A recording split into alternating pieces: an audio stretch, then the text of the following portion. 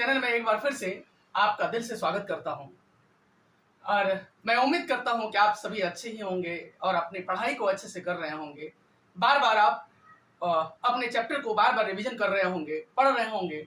यही जो 1-2 महीने का टाइम है, तो आप इसमें जितना अधिक से अधिक बार चैप्टर को रीड करेंगे, चैप्टर को पढ़ेंगे, समझेंगे, तो उससे आपका तैयारी जो है और अच्छा हो जाएगा। और जैसे ही क्लास स्टार्ट होता है आपका, तब तक आपके जो है कई सारे चैप्टर तैयार हो जाएंगे। इसके बाद केवल आप मैथ और साइंस पे फोकस कर सकते हो। तो ये जो टाइम है फ्री का टाइम, छुट्टियों का टाइम, इस टाइम को आप मैक्सिमम यूज करें और आप बार बार अगेन एंड अगेन इस वीडियो को 2 से 3 बार 4 बार देखें, जिससे आपके हर चैप्टर जो है वो अच्छे से तैयार हो जाए। तो आज हम एक बार फिर से इसी चैप्टर जो पालमपुर गांव की कहानी है, उसी चैप्टर के क्वेश्चन आंसर पर चलते हैं और मेन क्वेश्चंस जो इस चैप्टर में से रिलेटेड हैं, जो इस चैप्टर से आए हुए हैं, जो इस चैप्टर से आने वाले हैं, उन सारे क्वेश्चंस को एक एक करके देखेंगे और चैप्टर के सारे डाउट्स को हम क्लियर करेंगे। जहां भी डाउट्स हो आप कमेंट सेक्शन में जाकर के कमेंट कीजिए। आपका कमेंट मेरे लिए बहुत ही जो है आपका कमेंट जो है मेरे लिए यूजफुल होगा। तो चलिए चलते हैं हम लोग आज। पहला क्वेश्चन है परंपरागत कृषि और आधुनिक कृषि में अंतर। Traditional agriculture and modern agriculture में डिफरेंस क्या है? आधुनिक कृषि, परंपरागत कृषि और आधुनिक कृषि। दोस्तों, परंपरागत कृषि और आधुनिक कृषि देखते हैं। हम 2000 साल से जो खेती के तरीके, जिस तरीके से हम लोग खेती करते थे, पहले के जमाने के लोग जो है हल बैल से खेती करते थे, उसमें रासायनिक खाद का इस्तेमाल नहीं करते थे, हाथों से बीज को बोते थे, फिर उसमें मनुष्य ही मजदूर से अपनी फसल की कटाई करते थे। तो ये सारे तरीके जो पुराने लोग करते थे, आज से 200 साल पहले, 400 साल पहले, 1000 साल पहले जिस तरीके से खेती किया जाता था, वो परंपरागत कृषि था। यानी परंपरागत कृषि को अगर एक शब्द में कोई पूछे तो कहेंगे पुराने तरीके से की गई खेती, हल बैल के द्वारा की गई खेती। और मॉडर्न कृषि में क्या होता है? ट्रैक्टर से खेती कर रहे हैं। मॉडर्न कृषि में क्या था? फसल की कटाई हार्वेस्टर से कर रहे हैं। मॉडर्न कृषि में क्या हो रहा है? फसल तैयार करने के लिए थ्रेसिंग का इस्तेमाल करते हैं, अधिक से अधिक रासायनिक खाद का इस्तेमाल करते हैं और अधिक से अधिक कीटनाशक दवाई का इस्तेमाल करते हैं। तो जब कोई व्यक्ति इस तरीके से कृषि कर रहा है तो उसे मॉडर्न कृषि, और जो पुराने तरीके से, पुराने रीति रिवाज से, पुराने ढंग से जब कोई खेती करता है उसे परंपरागत कृषि, पुराने कृषि कहते हैं। चलिए देखते हैं कृषि में परंपरागत बीजों का प्रयोग। परंपरागत बीजों का प्रयोग का मतलब है हम जो हमारे ही घर के बीज होते हैं, और जब हम अच्छे से फसल नहीं उगाते हैं तो हमारे जो बीज होते हैं वो छोटे दाने के होते हैं। तो जब कोई व्यक्ति अपने ही घर का बीज, पुराने बीज, परंपरागत बीज का इस्तेमाल करता है, वो परंपरागत कृषि होता है। और जो मॉडर्न कृषि है, इसमें अधिक उपज देने वाले HYV बीज का प्रयोग करता है। HIV नहीं है, HYV, हाई यील्डिंग वैरायटी का बीज। हाई यील्डिंग यानी उच्च क्वालिटी के गेहूं के बीज, उच्च क्वालिटी के सभी प्रकार के बीज, धान के बीज, किसी भी प्रकार के बीज जो है वो आधुनिक कृषि का सिंबल है। दूसरा पॉइंट है खेतों को जोतने के लिए हल बैल का प्रयोग करते हैं। पुराने तरीके से पहले लोग क्या करते थे? अगर आप 1970 के आसपास का मूवी देखोगे या उससे पहले 1950, 40, 60 के आसपास का अगर कोई फिल्म देखेंगे, मूवी देखेंगे, तो उसमें लोग जो खेती करते थे वो हल बैल से करते थे। लेकिन 1990 के बाद जब हमारे देश में अधिक से अधिक मशीनों का यूज होने लग गया, ग्लोबलाइजेशन आया, वैश्वीकरण आया, उसके बाद से हम लोग ट्रैक्टर का इस्तेमाल करने लगे खेत को जोतने के लिए। उसके बाद हार्वेस्टर का प्रयोग करने लगे, मशीन को, फसल को तैयार करने के लिए थ्रेसिंग का इस्तेमाल करने लगे। तो जब कोई व्यक्ति इस तरीके से खेती करता है तो वो आधुनिक कृषि कहलाता है। तीसरा है उर्वरक के रूप में गाय के गोबर का प्रयोग। कोई व्यक्ति जब पुराने तरीके से खेती करता है तो गाय का गोबर, भैंस का गोबर या जो कंपोस्ट होता है, पत्ते वगैरह, सड़े गले पत्ते, सड़ी गली चीजें हम खेतों में डाल देते हैं, वो कंपोस्ट का काम करता है, वो खाद का काम करता है, वो फसल को मजबूती देने में सहायता करता है। लेकिन आधुनिक कृषि में हम लोग अधिक से अधिक केमिकल फर्टिलाइजर, रासायनिक खाद का अधिक से अधिक मैक्सिमम इस्तेमाल करते हैं। उसके बाद अगर कीड़े मकोड़े लग गए फसल में तो कीटनाशक दवाई का भी हम लोग इस्तेमाल करते हैं। तो मॉडर्न कृषि में लोग इस तरीके से खेती कर रहा है और पुराने रूप में गाय का गोबर इन सब चीजों का अपने खेतों में इस्तेमाल करता है। अब आप नेक्स्ट है, पुराने तरीकों में कम सिंचाई की आवश्यकता होती। एक बार फसल लगा दिया, उसके बाद सो गया, अगर की फसल हो गया तो जाके फसल काट लिया हमने, ये पुराने तरीके से खेती है। लेकिन नए तौर तरीकों में क्या होता है, एक ही खेत में साल में 3 से 4 फसलें लगाते हैं और उसमें अधिक सिंचाई की आवश्यकता होती है, अधिक पानी की आवश्यकता होती है, क्योंकि जितना अधिक पानी देंगे तो उससे क्या होगा, फसल हमारा अधिक होगा, फसल अधिक हरा भरा रहेगा, तो उससे हमें अधिक पैदावार होगा, अधिक प्रोडक्शन होगा। उसके बाद सिंचाई के लिए जो पुराने तौर तरीके हैं, सिंचाई के लिए कुएं का इस्तेमाल करते हैं। गांव में जो बच्चे होंगे वो कुआं के बारे में जानते होंगे, कुएं का रहट का इस्तेमाल करते होंगे। रहट क्या होता है कि जैसे एक बीच में एक दो खंबा डाल दिया और खंबे के इस साइड में हमने जो है, खंबे के इस साइड में एक वजन 10 किलो का डाल दिया और यहां से एक रस्सा कुएं तक डाल दिया। अब कोई व्यक्ति रस्से को खींच रहा है तो पानी नीचे, अब ऊपर से जब खींचेगा तो उसे खींचना नहीं पड़ेगा, क्योंकि ये वजन जो है उसको ऊपर की तरफ ऐसे करके खींच लेगा। तो गांव में हमने देखा है रहट, गांव में आप गूगल पे जाकर के देख सकते हो रहट क्या होता है, आपको पता चल जाएगा। तो ग्रामीण क्षेत्रों में रहट का इस्तेमाल करते थे, नदी का इस्तेमाल करता है, तालाब का, पॉन्ड का इस्तेमाल करता है। इन चीजों का इस्तेमाल सिंचाई के लिए जो व्यक्ति करता है वो पुराने तौर तरीके से परंपरागत कृषि कहलाता है। और कोई व्यक्ति सिंचाई के लिए नलकूप का, सिंचाई के लिए पंपिंग सेट का, यानी पानी निकालने वाली मशीन का अगर कोई इस्तेमाल करता है तो वह आधुनिक कृषि का सिंबल है, इसे आधुनिक कृषि कहा जा सकता है। तो ये था, हमने परंपरागत कृषि और आधुनिक कृषि में अंतर देखा। अब आप कई सारे बच्चे पूछते हैं मेरे से कि सर कौन सी कृषि अधिक अच्छी मानी जाती है। तो ऑब्वियसली जब परंपरागत कृषि करते थे तो हमारे देश में फसल की पैदावार बहुत कम होती थी। लेकिन जब आधुनिक कृषि हमने करने लग गए, ट्रैक्टर से खेती करने लगे, बड़े क्वालिटी के, अच्छे क्वालिटी के बीज जो रिसर्च वगैरह से बीज आते हैं, तो वहां का बीज, जब दूसरे देशों के बीज का हम इस्तेमाल अपने खेतों में करने लगे, अधिक पानी डालने लग गए, अधिक रासायनिक खाद का इस्तेमाल करने लग गए, केमिकल फर्टिलाइजर का इस्तेमाल करने लग गए, तो इससे हमारे खेतों में जो पैदावार होने लगी, प्रोडक्शन, वो बहुत तेजी से बढ़ गया। तो इसके लिए हम ऑब्वियसली आधुनिक कृषि को बढ़ावा दे रही है सरकार। बच्चों, आधुनिक कृषि का ही नतीजा है कि हमारे देश में 1966 to 69 में जब ग्रीन रेवोल्यूशन आया, उस समय, उसके बाद से हमारे देश में गेहूं की पैदावार इतनी अधिक हुई कि 40 से 50 गुना अधिक गेहूं की पैदावार होने लग गई। यानी कहने का मतलब है कि इतना सा खेत अगर हमारे पास है, अगर यहाँ 200 किलो पैदावार गेहूं इस तरीके से खेती से होता था, जब हमने आधुनिक कृषि से करना शुरू कर दिया, इसी खेत में करीब करीब 600 से 800 केजी गेहूं की पैदावार होने लगी। यानी करीब करीब 30 से 40% गेहूं की पैदावार हमारे देश में बढ़ गई। और यही इसका नतीजा यह हुआ कि जब हमारा देश आजाद हुआ था तो हम दूसरे देश से गेहूं मंगवाते थे, लेकिन जब भारत ने जब आधुनिक तरीके से जब खेती करना शुरू किया तो हमारे देश में गेहूं की पैदावार, चावल की पैदावार, हर चीज की पैदावार इतनी अधिक हो गई, प्रोडक्शन इतना अधिक होने लग गया, अब हमें विदेशों से मंगवाने की जरूरत नहीं पड़ती है। तो आधुनिक कृषि का ये रिजल्ट है। नेक्स्ट है इस क्वेश्चन का, इस चैप्टर का सबसे इंपॉर्टेंट क्वेश्चन है ग्रीन रेवोल्यूशन। दोस्तों, ये ग्रीन रेवोल्यूशन जो है वो 9th, 10th, 11th, 12th हर साल आपको यहां से पढ़ना पड़ेगा। और आने वाले आगे भी जब आप बीए करेंगे, जब आप बड़ी क्लासेस में जाएंगे, तो हिस्ट्री में, ज्योग्राफी में ये चैप्टर जो है, ये क्वेश्चन जो है ग्रीन रेवोल्यूशन क्या है, वो आपको हमेशा से पढ़ना पड़ेगा।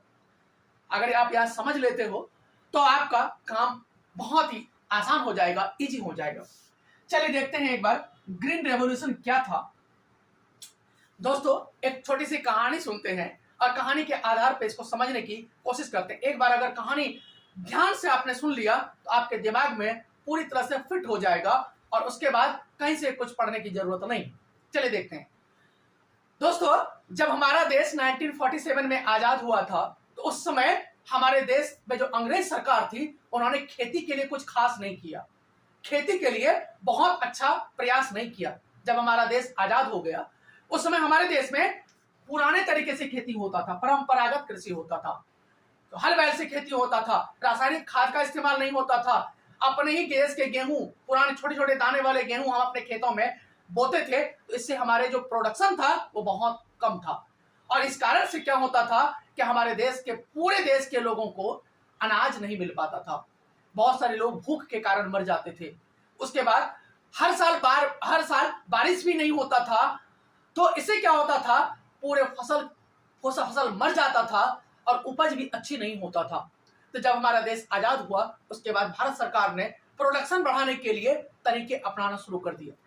क्या क्या किया सरकार ने? सबसे पहले इन्होंने कई सारे डैम बनवाए, Bhakra Nangal dam, Hirakud dam, Rihand dam, कई सारे डैम बनवाए ताकि ग्रामीण क्षेत्रों में खेतों तक नदियों से पानी पहुंचाया जा सके, जिससे पैदावार जो है, पैदावार में बढ़ोतरी हो, कृषि अच्छे से की जा सके। तो पूरे भारत में करीब करीब 8 से 10 डैम पूरे भारत के को डैम से, नदियों से, कैनाल से जोड़ दिया गया। और जब जोड़ा गया तो भारत ने इन 5-7 सालों में पहले यह काम किया। उसके बाद 1960 के दशक में, 60 का दशक का मतलब होता है 10 साल, 60 के दशक के अंत में यानी करीब करीब 1966 से 69 के बीच में भारत सरकार ने पूरे भारत में गेहूं की पैदावार बढ़ाने के लिए एक तरीका अपनाया, उसी को नाम दिया गया ग्रीन रेवोल्यूशन। तरीका क्या अपनाया कि हमारे देश के जो गेहूं की बीज थी वो छोटे दाने वाला था, तो और हम अपने देश के गेहूं की बीज अगर खेतों में लगाते थे तो कम उपज होता था।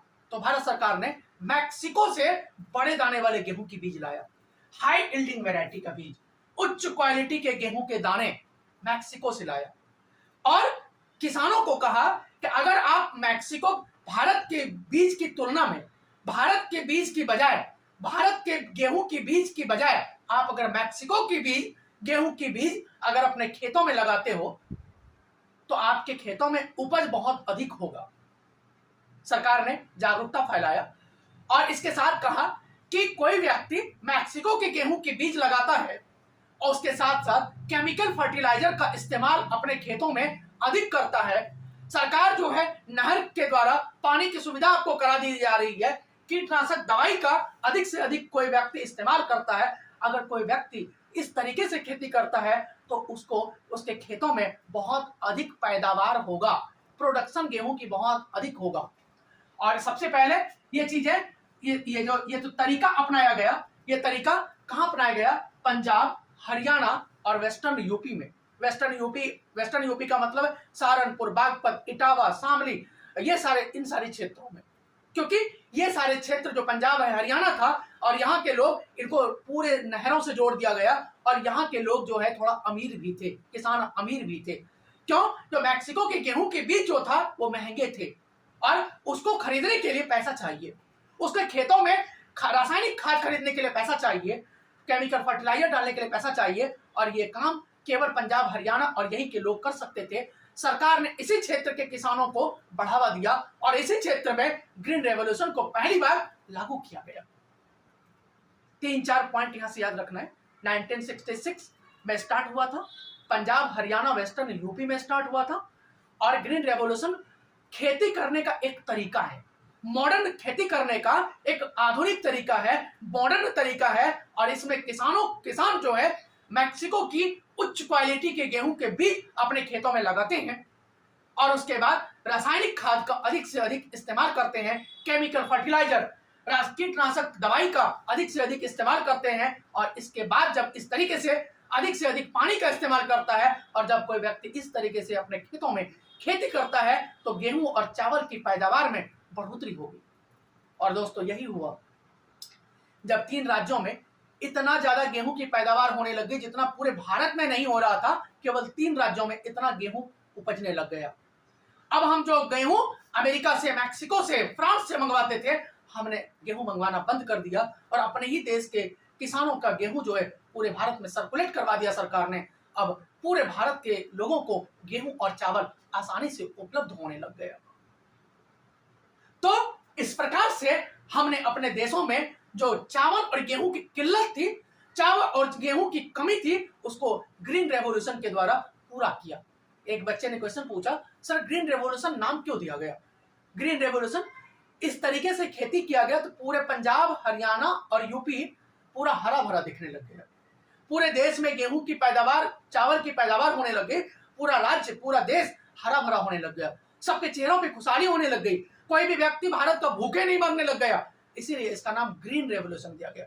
ग्रीन का मतलब है अगर मेरे जीवन में हरियाली आता है, अगर मेरे राज्य में हरियाली आता है, अगर मेरे देश में प्रोडक्शन बहुत अधिक होता है, चारों तरफ अगर फसल लगाया जाता है, हरियाली आती है, इसीलिए इसका नाम ग्रीन रेवोल्यूशन, हरित क्रांति दिया गया। क्रांति का मतलब है गेहूं की पैदावार इस तरीके से किया गया ताकि पूरे देश में गेहूं की पैदावार बहुत अधिक होने लग गया।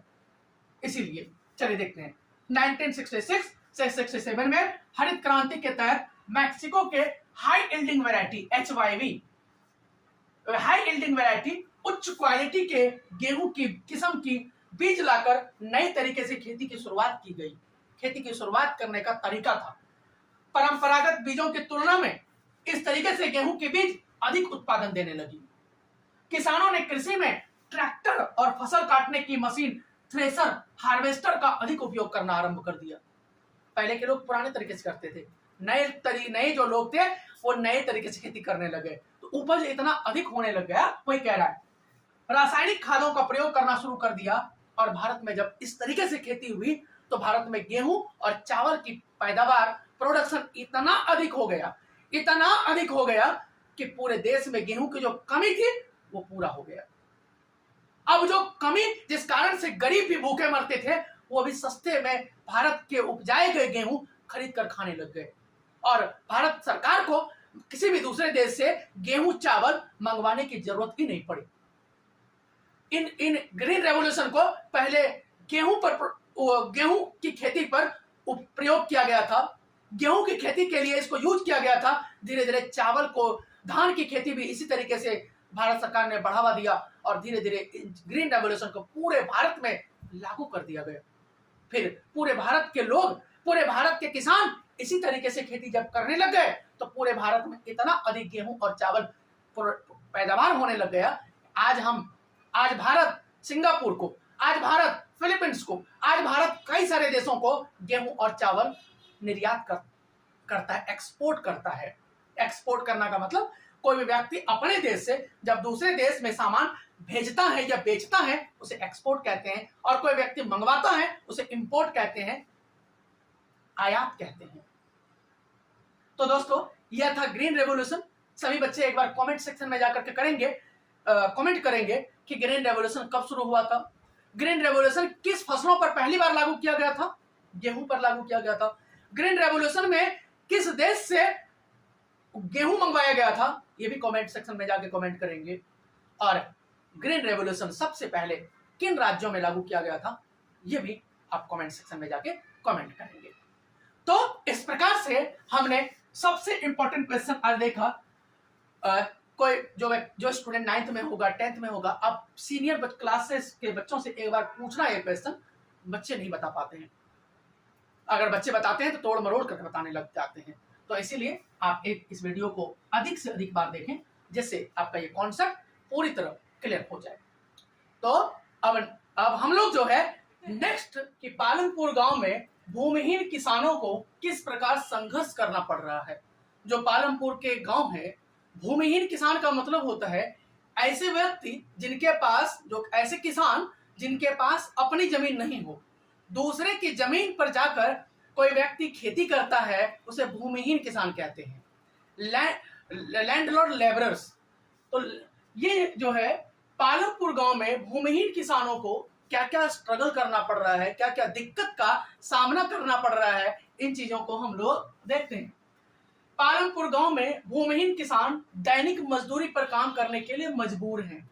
यही होता है ना कि व्यक्ति भैया जिसके पास अपनी जमीन नहीं है, गांव में रहे और जिसके पास अपनी जमीन नहीं है तो दूसरे के घरों में मजदूरी करने के लिए मजबूर हो जाते हैं, दूसरे के खेतों में काम करने के लिए मजबूर होते हैं क्योंकि उनके पास अपनी जमीन नहीं है। तो दूसरे के घरों में काम करेंगे, दूसरे के खेतों में काम करके उससे जो पैसा प्राप्त होगा उससे अपने घर परिवार को चलाते हैं। तो गांव में जनरली ऐसे ही होता है, जिनके पास अपनी जमीन नहीं है, जिनके पास अपना खेत नहीं है, वो दूसरे के जमीन पर दूसरे के घरों में काम करते हैं। दूसरा है, सरकार द्वारा मजदूर की दैनिक दिहाड़ी न्यूनतम 60 रुपए निर्धारित की गई है, जबकि 35 से 40 रुपया ही मिलता है। ये पुराना रिकॉर्ड है, लेकिन आज जो है करीब करीब 400 के आसपास डेली मजदूरी सरकार ने फिक्स किया है। लेकिन दरअसल गांव में आज भी 200 से 250 से ज्यादा कोई भी व्यक्ति नहीं देता है। सरकार जो भी डिसाइड करती है पूरे देश के लिए, शहर में तो वो मजदूरी दिया जाता है, लेकिन ग्रामीण क्षेत्रों में जो लोग हैं वो नहीं देते हैं। ग्रामीण क्षेत्रों में जो लोग काम करवाते हैं उसको सरकार के द्वारा जो मजदूरी होती है वो उतनी मजदूरी नहीं देते हैं, उससे कम देते हैं। रीजन क्या है कि गांव में मजदूर बहुत अधिक है, तो भाई तुम 500-400 में काम करोगे, कोई व्यक्ति 300 में काम करने को तैयार है, कोई व्यक्ति 200 में काम करने को तैयार है, तो इस कारण से कम रेट पर लोग जो है काम करने को तैयार हो जाते हैं। इसीलिए ग्रामीण क्षेत्रों में जो मजदूरी दिया जाता है वो कम रेट पर उनसे दिया जाता है, कम रेट पर उनसे काम करवाया जाता है। उसके बाद मजदूरों को अपने लिए प्रतिदिन काम ढूंढना पड़ता है। ये तो बिल्कुल सच है। आप सभी भी अपने शहरों में या ग्राम जो बच्चे गांव के होंगे वो देखते होंगे कि क्या है भाई कि प्रतिदिन उनको काम अपने लिए ढूंढना पड़ता है। पता नहीं आज काम मिला, कल काम मिलेगा या नहीं मिलेगा, ये खुद नहीं पता। तो इसीलिए मजदूरों की कंडीशन जो है हमारे देश में दिन प्रतिदिन खराब होती जा रही है। इसीलिए कहता हूं कि मन से पढ़ो, अच्छे से पढ़ाई करो, ताकि जो है कहीं आप अच्छी नौकरी मिले आपको, आप अच्छा रोजगार करें। लेकिन आप इस तरह जो कोई भी व्यक्ति जो पढ़ा लिखा नहीं होता है वही मजदूर बनता है, वही लैंड लेबर्स बनता है। तो इस तरह से आप पढ़ाई लिखाई अच्छे से करें। खेतीहर श्रमिकों में अधिक स्पर्धा के कारण ये लोग कम वेतन में भी काम करने के लिए तैयार हो जाते हैं।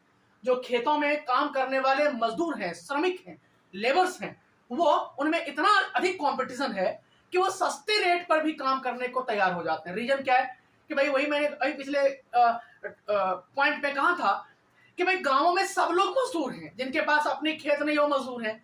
अब वहां 5 लोगों की जरूरत है, 10 लोग तैयार हैं काम करने के लिए। ये रीजन क्या है, उनके पास कोई काम ही नहीं, साल भर काम ही नहीं।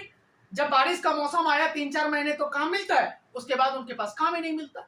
तो क्या करते हैं, धीरे धीरे शहर की तरफ पलायन कर जाते हैं। तो इसीलिए कह रहा है कि इतना अधिक कंपटीशन है मजदूरों में कि सस्ते में काम करने को तैयार हो जाते हैं। इसीलिए ये लोग जो है कम वेतन इनको, कम मजदूरी इनको मिलती है। खेतिहर श्रमिक कर्ज के कारण अत्यधिक कष्ट झेल रहे हैं। दोस्तों, जब आप गांव जाओगे या कई सारे हमारे आप में से बीच से लोग होंगे जो परेशानी इसमें गुजर रहे होंगे, परेशानी देख रहे होंगे, तो गांव में क्या है कि इतना अधिक कष्ट लोगों को होता है जिसके पास अपनी जमीन नहीं है, जिनके पास रोज मजदूरी भी नहीं मिलती है। सोचो उनका जीवन कितना कष्टमय होगा। तो इन्हीं सब चीजों को दूर करने के लिए जो है सरकार प्रयास तो करती है, लेकिन चूंकि भारत इतना बड़ा देश है, ये इतना बड़ा देश इतने कम इस तरीके से दूर नहीं हो सकता है। सरकार को इसके लिए ठोस प्रयास करने पड़ेंगे और हमें भी इसके लिए थोड़ा जागरूक होना पड़ेगा। चलिए, तो इस प्रकार से एक बहुत इंपॉर्टेंट क्वेश्चन जो है कि भाई जो मजदूर है केवल पालमपुर में नहीं, अगर क्वेश्चन चेंज करके आता है कि भारत के मजदूरों को, भारत के ग्रामीण क्षेत्र में भूमिहीन मजदूरों को किस प्रकार संघर्ष करना पड़ता है, तो हम यही आंसर पूरा का पूरा लिख देंगे तो हमारा आंसर कंप्लीट हो जाएगा। नेक्स्ट क्वेश्चन है, वस्तुओं और सेवाओं के उत्पादन के लिए आवश्यक चीजों का वर्णन कीजिए। आवश्यक चीज, ये क्वेश्चन हालांकि मैंने जब चैप्टर कंप्लीट करा रहा था वहां पूरी तरह से डिस्कस किया था, लेकिन फिर भी वस्तुओं और सेवाओं के उत्पादन के लिए जो मेन चीजें हैं वो क्या क्या चीजें हैं। तो कोई भी अगर वस्तु आप बनाते हो, कोई भी सेवा का मतलब होता है कि जो व्यक्ति नौकरी करता है, जो व्यक्ति एक दूसरे की हेल्प करता है, जो व्यक्ति जॉब करता है, सेवा में ड्राइवर है, सेवा में टीचर है, इंजीनियर्स है, डॉक्टर्स है, इतने बड़े बड़े जो सरकारी नौकर हैं, जो प्राइवेट जॉब करते हैं, वो सारे सेवा वाले लोग हैं। तो ये इकोनॉमिक्स का जब सेकंड चैप्टर, थर्ड चैप्टर हम पढ़ेंगे, फर्स्ट चैप्टर में भी ये पढ़ाएंगे कि लोग पूरे भारत में 3 प्रकार से काम करते हैं, प्राइमरी सेक्टर में, सेकेंडरी सेक्टर में, टर्शियरी सेक्टर में। 10th क्लास में चैप्टर में हम लोग पढ़ाते हैं। तो वहां पे जो लोग खेती का काम करते हैं वो प्राइमरी सेक्टर, जो लोग खेती के अलावा काम करते हैं वो सेकेंडरी सेक्टर, और पूरे भारत में जो लोग नौकरी का काम करता है, जो लोग एक दूसरे का जो मदद करने का काम करता है, वो टर्सरी सेक्टर, तृतीय सेवा क्षेत्र। तो ये कह रहा है कि किसी भी चीज के वस्तु के उत्पादन के लिए, बनाने के लिए क्या क्या चीजें आवश्यक होता है। सबसे पहले अगर कोई भी वस्तु बनाने के लिए सबसे चीजें पहले भूमि की आवश्यकता होती है तथा अन्य प्राकृतिक संसाधन। अगर कोई व्यक्ति खेती करता है तो उसके लिए जमीन, और अगर कोई सामान बनाता है तो उसके लिए प्राकृतिक संसाधन। प्राकृतिक संसाधन का मतलब है पेड़ पौधे, प्राकृतिक संसाधन का मतलब है गेहूं, चावल, इसी के बेस्ट पे आप दाल, सरसों, इन्हीं सब चीज के बेस्ट के आधार पे आप कई सारे चीजें बना सकते हो। तो कोई भी चीज बनाने के लिए सबसे पहले आवश्यकता क्या है? जमीन। सबसे पहले आवश्यकता क्या है? भूमि। सबसे पहले आवश्यकता क्या है? मिट्टी, और मिट्टी से उगने वाले सामान, मिट्टी से उगने वाला सामान, और उस सामान को प्राकृतिक संसाधन कहते हैं। प्राकृतिक संसाधन जो प्रकृति से पैदा हुआ हो, जो प्रकृति में अपने आप पैदा हुआ हो या हमने उगाया हो, तो उसे प्राकृतिक संसाधन। तो ये है जैसे जल हो गया, जैसे खनिज हो गया, वन हो गया। इन सब चीजों को, किसी भी चीज को बनाने के लिए हमें पानी की आवश्यकता होती है, हमें सोने चांदी गहने कोयले इन सब चीजों की आवश्यकता होती है। पेड़ पौधों से, हमें जंगल से, हमें कई सारी चीजें हम बना सकते हैं। तो किसी भी चीज को बनाने के लिए सबसे पहली जो आवश्यकता है वो जमीन है, मिट्टी है और अन्य प्राकृतिक संसाधन। दूसरी आवश्यकता क्या है? श्रम। श्रम का मतलब होता है काम करने वाले लोग। कोई भी काम कर रहे हैं, कोई भी हम कंपनी लगा रहे हैं तो उसमें हमें वर्कर्स चाहिए, उसमें हमें मजदूर चाहिए, उसमें हमें लेबर्स चाहिए। तो काम करने वाले, केवल लेबर नहीं चाहिए, उसमें इंजीनियर्स चाहिए, पढ़े। अब काम करने वाले लोग में दोनों तरह के काम आ जाते हैं कि भाई कुछ पढ़े लिखे लोग भी चाहिए, कुछ मजदूर भी चाहिए, तो दोनों तरह के लोग।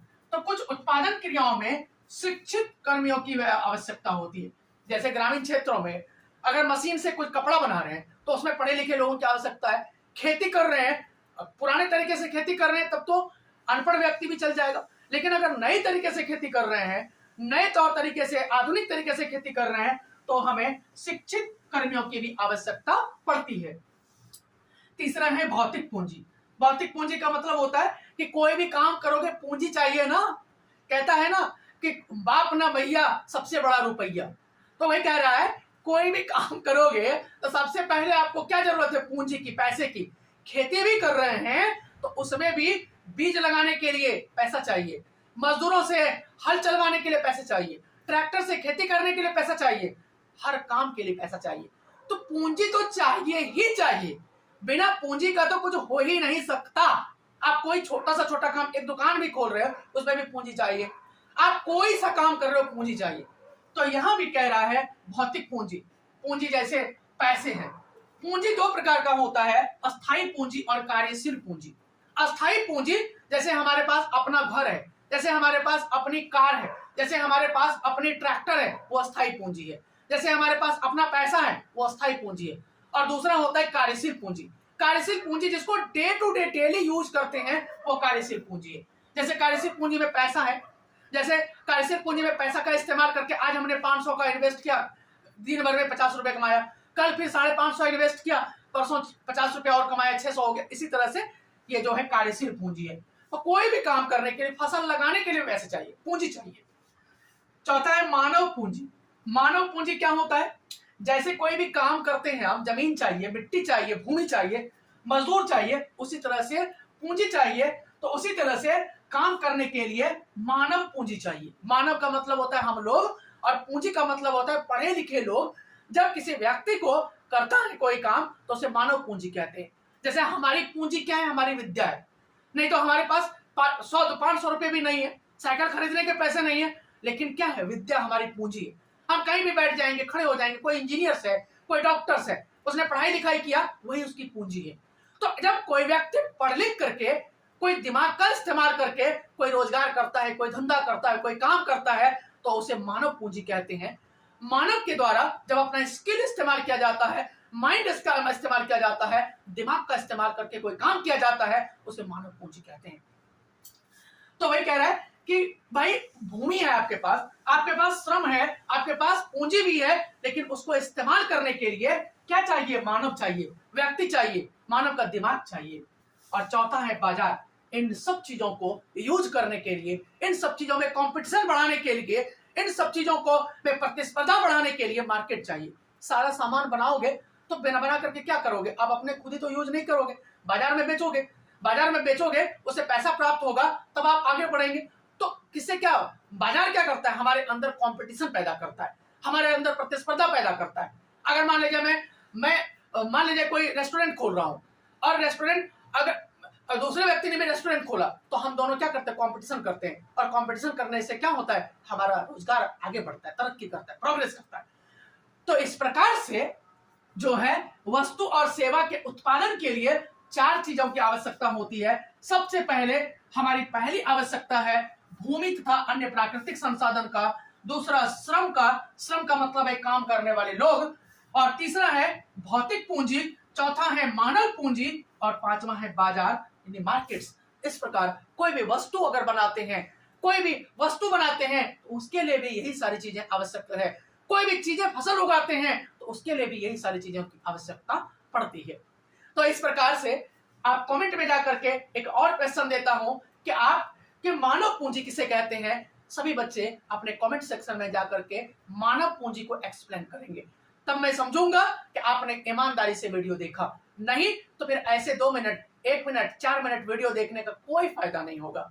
तो आप सभी बच्चों से यह बार बार रिक्वेस्ट है कि आप पूरी वीडियो देखें, और वीडियो देखने के बाद जो क्वेश्चन मैं दे रहा हूं, तो उस क्वेश्चन को अपने कमेंट में जाकर के जो आपको समझ में आता है उसे जरूर लिखें और उसे जरूर भेजें।